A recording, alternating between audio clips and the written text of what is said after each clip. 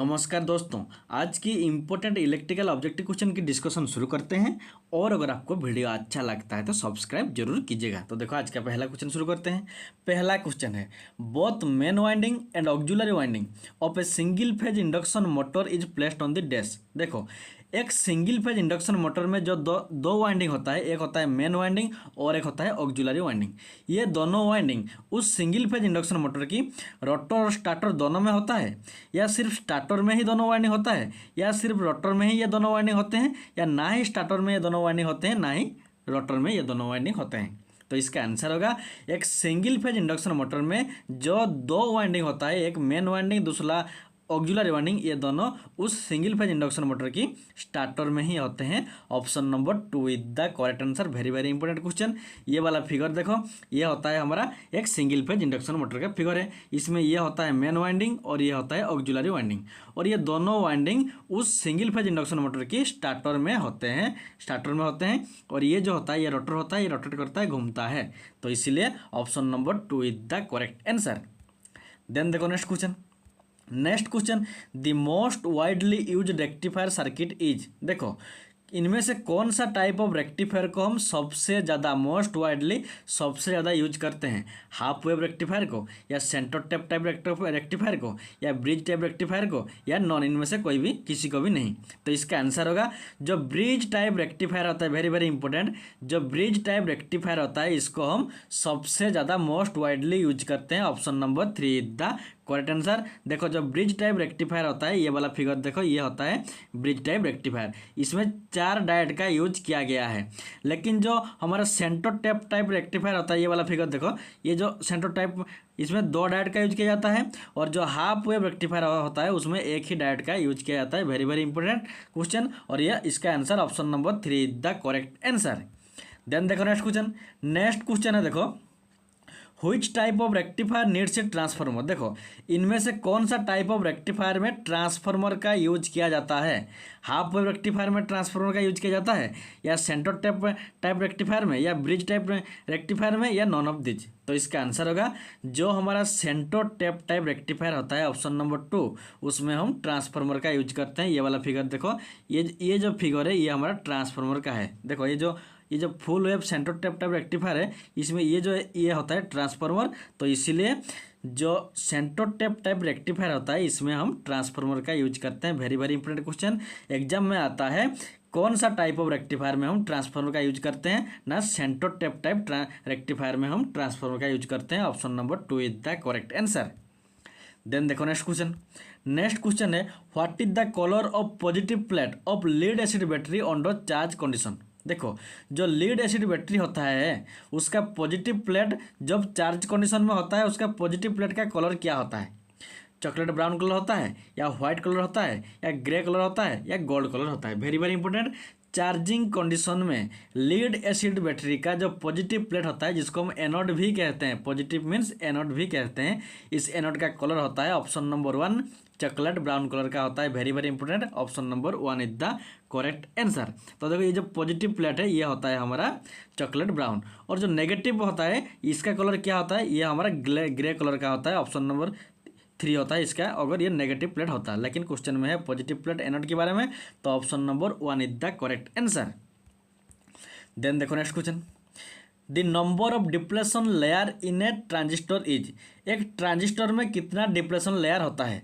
4 होता है, 3 होता है, 1 होता है, या 2 होता है? तो इसका आंसर होगा, जो ट्रांजिस्टर होता है उसमें 2 डिप्लेशन लेयर रहता है। Option number 4 is the correct answer. ये वाला फिगर देखो, जो ट्रांजिस्टर होता है वो NPN होता है। देखो, ये N है, ये P है, और ये N है। देखो, N और P के बीच में जो होता है वो होता है एक डिप्लेशन लेयर। ये बात ठीक से देखो, N ये है N, ये है P, दोनों के बीच में एक डिप्लेशन लेयर, और इधर ये है P और ये है N, दोनों के बीच में और एक डिप्लेशन लेयर। तो टोटल 2 डिप्लेशन लेयर बनता है हमारा एक ट्रांजिस्टर है। Option number 4 is the correct answer.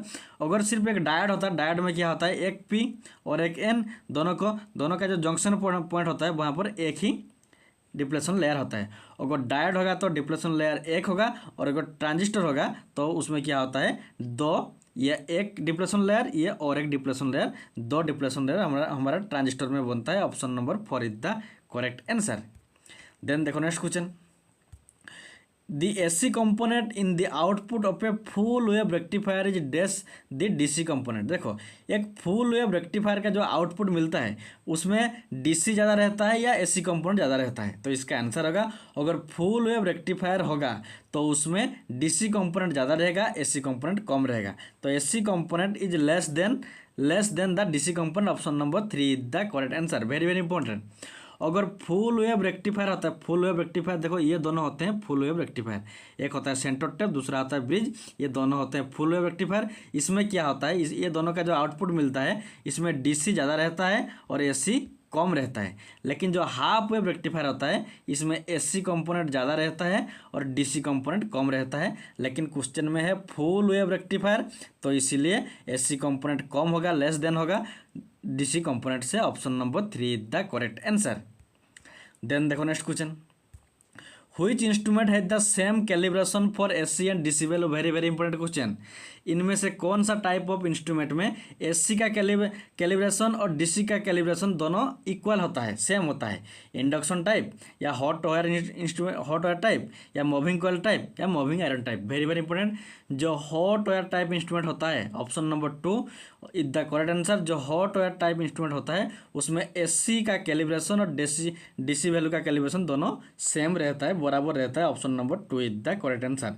और ये जो हॉट वायर टाइप इंस्ट्रूमेंट होता है इसमें क्या होता है, जो इलेक्ट्रिक करंट फ्लो होता है उसी से क्या होता है ना, जो कंडक्टर वायर होता है वो एक्सपांड करता है, हीट होता है, उसी से उसका जो ये जो पॉइंटर होता है ये मूव करता है जिससे वो वैल्यू को रीडिंग करता है। तो option number 2 hot wire type instrument में एसी और डीसी वैल्यू का कैलिब्रेशन सेम रहता है। Very very important question. Then देखो next question, Which of the following device cannot be measure pressure। इनमें से कौन सा डिवाइस प्रेशर को मेजर नहीं करता है? मानोमीटर, एलवीडीटी, स्ट्रेन गॉज या बोलोमीटर। इनमें से कौन सा डिवाइस प्रेशर को मेजर नहीं करता है? तो इसका आंसर होगा जो बोलोमीटर होता है ये हमारा प्रेशर को मेजर नहीं करता है, ये टेम्परेचर रेडिएशन या हीट रेडिएशन को मेजर करता है। ये देखो ये जो फिगर है ये हमारा बोलोमीटर का फिगर है, ये हमारा हीट रेडिएशन या टेम्परेचर रेडिएशन को मेजर करता है। तो option number 4 is the correct answer. बाकी जो मानोमीटर होता है, एलवीडीटी होता है और स्ट्रेन गॉज होता है, ये तीनों हमारा प्रेशर को मेजर करते हैं। देन देखो next question, a winding which has equal number of slot and pole is called. देखो कौन सा इनमें से ये कौन सा वाइंडिंग में जितना स्लॉट होगा उतना ही पोल होगा, मीन्स एक पोल के लिए एक स्लॉट। ये इस टाइप ऑफ वाइंडिंग को हम क्या कहेंगे? फुल पिच वाइंडिंग कहेंगे या कॉन्सेंट्रेटेड वाइंडिंग कहेंगे या शॉर्ट पिच वाइंडिंग कहेंगे या डिस्ट्रीब्यूटेड वाइंडिंग कहेंगे। तो एक पोल के लिए एक स्लॉट मीन्स जितना नंबर ऑफ प्लेट जितना नंबर ऑफ पोल रहेगा उतना ही नंबर ऑफ स्लॉट रहेगा, जितना पोल रहेगा उतना ही स्लॉट रहेगा। इस टाइप ऑफ वाइंडिंग को हम कहते हैं concentrated winding. Option number 2 is the correct answer. ये जो फिगर है देखो ये कॉन्सेंट्रेटेड वाइंडिंग है। एक पोल में देखो ये एक पोल है, एक पोल में एक स्लॉट रहता है। और लेकिन ये जो डिस्ट्रीब्यूटेड वाइंडिंग है देखो इधर से निकल कर इधर आता है, उसके बाद उधर से निकल कर इधर आता है, तो ये होता है डिस्ट्रीब्यूटेड वाइंडिंग। लेकिन जो कॉन्सेंट्रेटेड वाइंडिंग होता है उसमें क्या होता है, एक पोल में एक स्लॉट होता है। तो option number 2 is the correct answer. Very very important question. Then देखो next question, the disadvantage of a short pitch coil is that. एक जो शॉर्ट पिच कॉइल होता है उसका डिसएडवांटेज क्या होता है? वहाँ पर शॉर्ट पिच वाइंडिंग में कॉइल में हार्मोनिक प्रोड्यूस होता है, या जो वेवफॉर्म प्रोड्यूस होता है वो नॉन साइनसोइडल होता है, या उसका वोल्टेज जो होता है वो रिड्यूस कम होता है, या नॉन ऑफ द अबव। इनमें से कोई भी नहीं। तो इसका आंसर होगा जो शॉर्ट पिच कॉइल होता है उसमें वोल्टेज रिड्यूस होता है, वोल्टेज का वैल्यू कम होता है। Option number 3 is the correct answer. तो देखो शॉर्ट पिच किसे कहेंगे? देखो ये जो फिगर है ये हमारा फुल पिच का फिगर है, मीन्स ये एक स्लॉट है, इसमें एक कंडक्टर है और इसमें और एक स्लॉट है, इसमें भी कंडक्टर है, ये होता है फुल पिच। लेकिन ये जो फिगर है ये शॉर्ट पिच है। तो देखो कैसे, अगर ये जो कंडक्टर है इस स्लॉट में नहीं होकर अगर इस स्लॉट में होता तो ये फुल पिच होता। लेकिन इसमें एक स्लॉट नीचे मीन्स एक दोनों के बीच में गैप कम है, देखो एक स्लॉट कम होता है इसलिए थोड़ा गैप रहता है। देखो ये वाला फिगर देखो, ये अगर इधर होता तो ये फुल पिच होता, लेकिन ये इस प्लेस में है तो इसलिए इतना डिफरेंस माइनस हो रहा है। तो इसको हम क्या कहते हैं? इसको हम कहते हैं शॉर्ट पिच वाइंडिंग।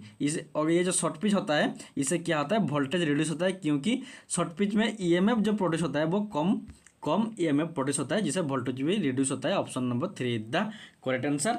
और आज के लिए इतना ही। Thanks for watching. और अगर आपको वीडियो अच्छा लगता है तो सब्सक्राइब जरूर कीजिएगा।